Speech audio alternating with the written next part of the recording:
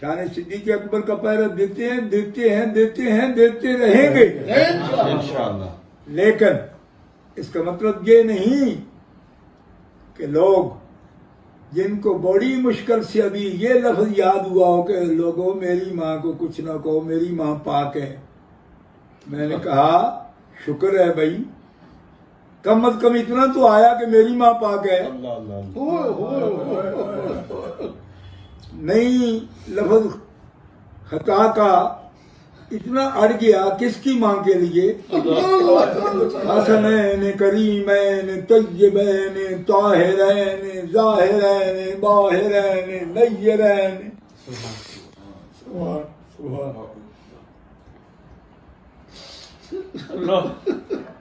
ہوش، درد آتا ہے، کسی کو درد آیا تو اپنی ماں کو کہا پاک ہے، اس کو کچھ نہ کہو۔ میں تو ان کی نسل پاک کے جو کامل ہیں نا، ان کی جوتیوں کی خاک اولاد ہوں، لیکن جوتیوں کو خاک ہوں۔ میرے تایا پیر یعقوب شاہ صاحب کے ابا ریزوی پھالیے والے میرے تایا سگے تایا کے بیٹے ہیں۔ حضور قبلہ عالم سید نور الحسن شاہ صاحب بخاری کے سامنے جا عرض کیا رحمت اللہ علیہ کی خدمت میں، کہا شاہ جی تو اڈا کی نہ آئے تو پنجاب کا ماحول سادہ کا جی رسول شاہ، فرمایا غلام رسول شاہ، قبلہ عالم نے فرمایا غلام رسول شاہ۔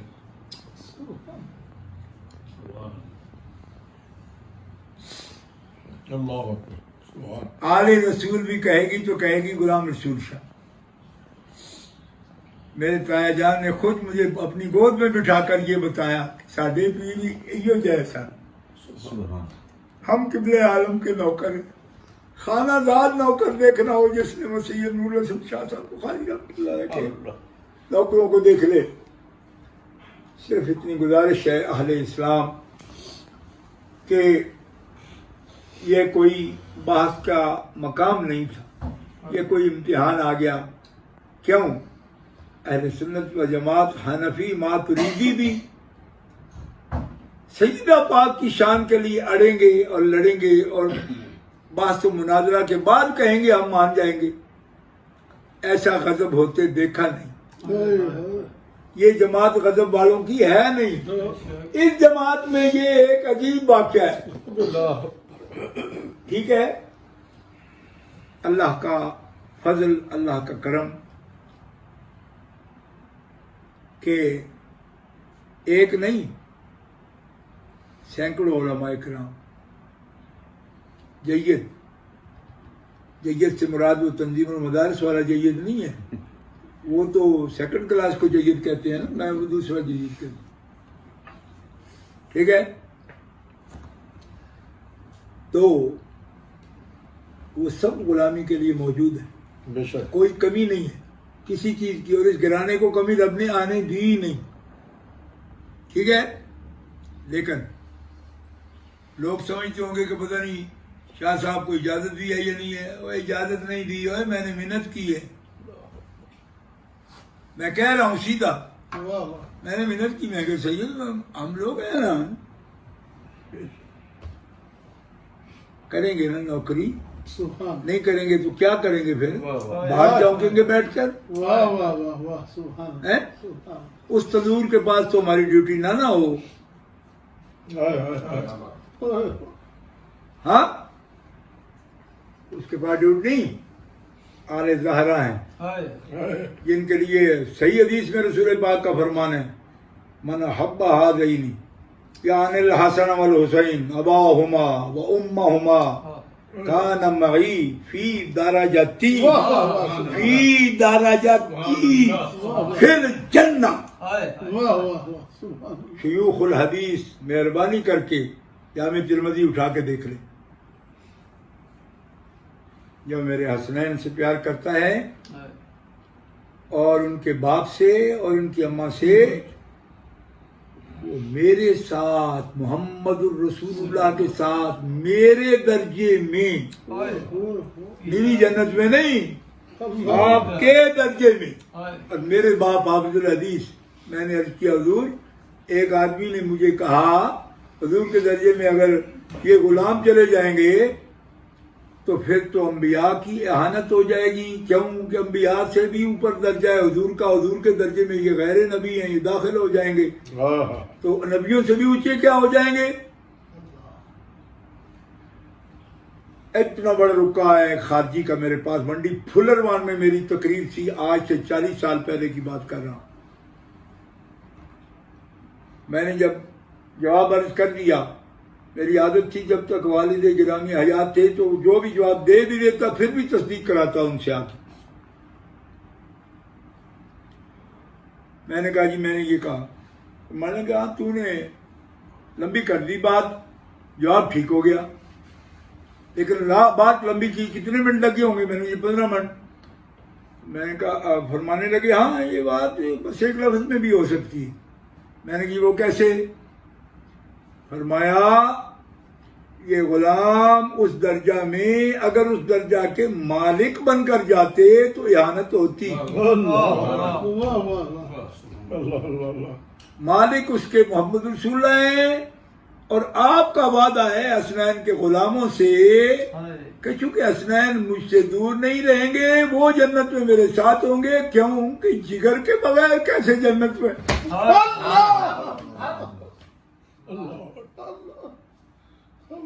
خاتون جنت کے بغیر وہ جنت کیسی ہوگی؟ اب اس کا میں کیا کہوں گا کہ جو مصطفیٰ کا چین ہے، جنت چین کی جگہ ہے نا، تو دوسرا مقام کیسے ملتا ان کو؟ یہ چین جن کے بغیر ملتا نہیں۔ کوئی سمجھ آئی؟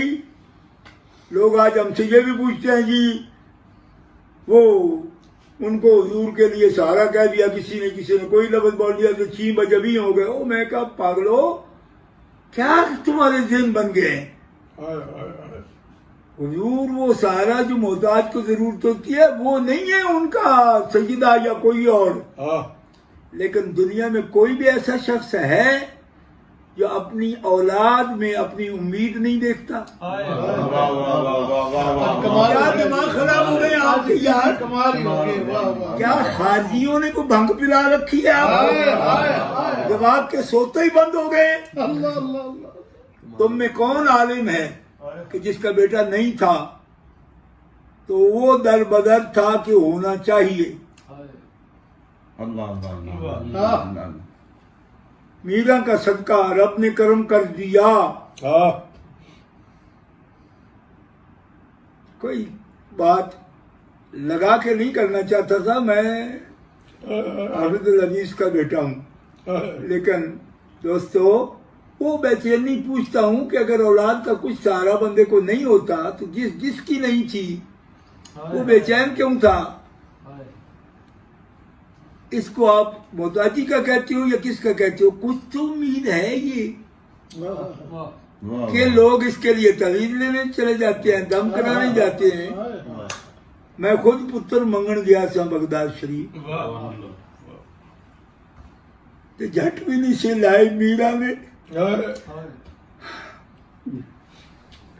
لے کے دیتے سن، خارجی ایویں باواں نہ مارن، دیندہ رب ہی ہے، دلاتے ہی ہے۔ تواڈے نال مکلاں گے ذرا اپنا ہے جڑے نا سر پٹول چھڈن ایک بار۔ بہت اچھا، یہ تینوں فکر ہے نا بہنا کا جواب دینے واسطے مینوں اتھوں توڑی جانا پیا ہے۔ تے کملیا 40 سالاں دے جنہاں نے ایک تے جلی ہے انہاں تے اہل بیت دی توہین کی وہ بغیر ہی دفاع کر لیا ہے صدیق سونے دا، تو پہلی لگی جھڑ پہ ہوئے پلو لوہے دیا کوٹا پہلی سدے ہی ہوئے ٹوٹے لے کو ٹری نہ آئے بابا میں تو رہائی۔ ہم سے بھی پوچھنا تلوار کی دھار پر چل کر توازن کیسے رکھا جاتا ہے؟ اس فن کے لوگوں کو رضا کے غلام کہا جاتا ہے، اور یہ سبق بریلی والوں نے پڑھا کے دکھا دیا۔ جب اصدق الصادقین کی بات کریں تو کمال ہو، اور جب اشجع الاشجعین کی بات کریں ہائے ہائے ہائے سبحان کوئی نہیں سمجھ آئی. اصل نسل صفا سبحان اللہ وجہ وصل خدا. سبحان اللہ سبحان اللہ سبحان اللہ. جنہوں نے یہ گٹی پی ہوتی ہے نا ان کو یہ نہیں کرنا پڑتا. اگر صحابہ کے لیے دفاع میں کلام کرنا شروع کرتے ہیں تو بارڈر پار ہو جاتا ہے. دوسری طرف مقابل بنا کے ان کو پیش کرتے ہیں جنہیں جگر دے کر صدیق کی شان بتائی ہے. کوئی گلہ نہ خلافت پہ کیا ہے، نہ امامت پہ کیا ہے، نہ فدق پہ کیا ہے. تیری حدیثیں بتا رہی سب، میری حدیثیں بتا رہی، مصطفیٰ کی حدیثیں بتا رہی سب، کہ کلام ہی چھوڑ دیا تھا. اس کو کیسا اجتہاد کہو گے؟ اجتہاد والے تو چپ کرتے ہی نہیں. ایسی نہیں بات. سبحان سخن شناس نئی دلبرا خطا اینجاز. خطا اینجاز. سخن شناس نئی دلبرا خطا اینجاز. خطا اینجاز نہ آجاز. اینجاز. واہ واہ واہ. سبحان سبحان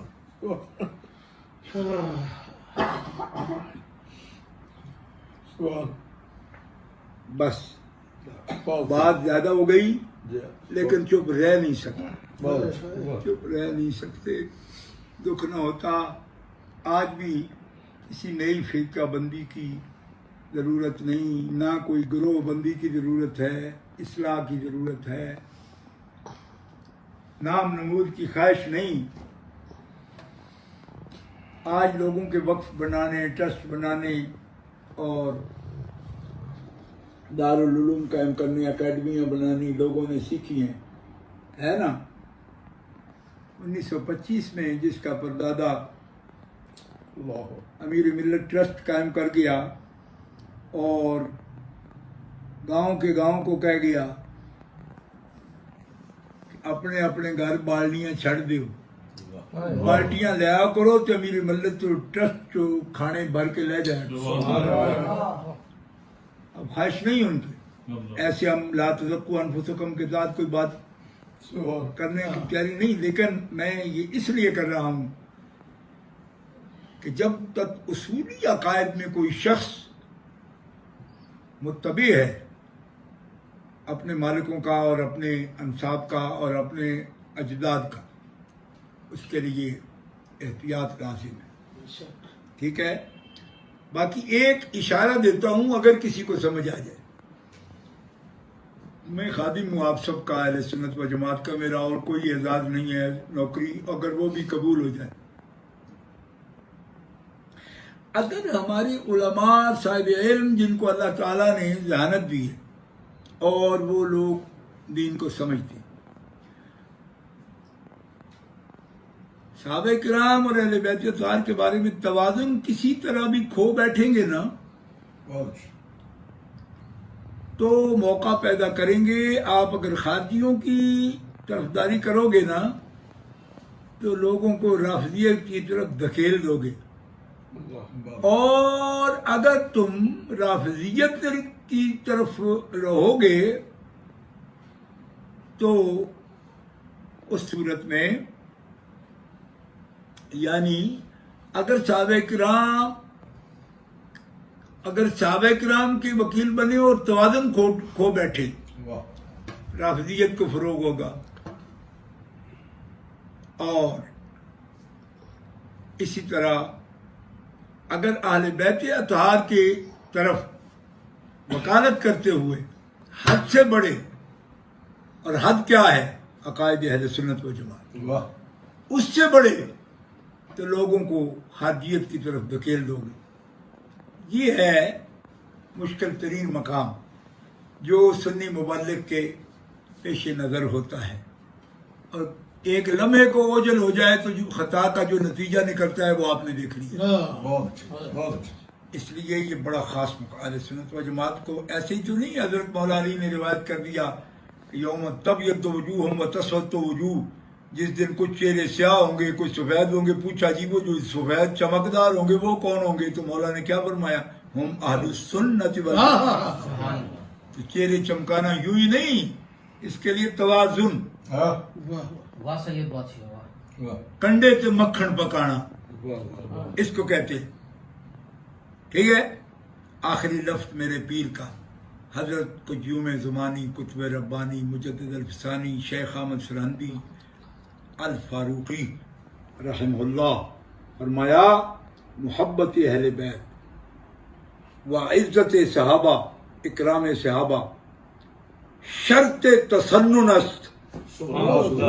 سنی ہونے کی شرط یہ ہے کہ محبت صحابہ کا، محبت اہل بیت کامل طور پر جلوہ گر ہو، اور اکرام صحابہ، اس کے اکرام کا ترجمہ عزت کر رہا ہوں اگر سمجھ نہ آئے، عزت صحابہ کامل طور پر دل میں موجود ہو.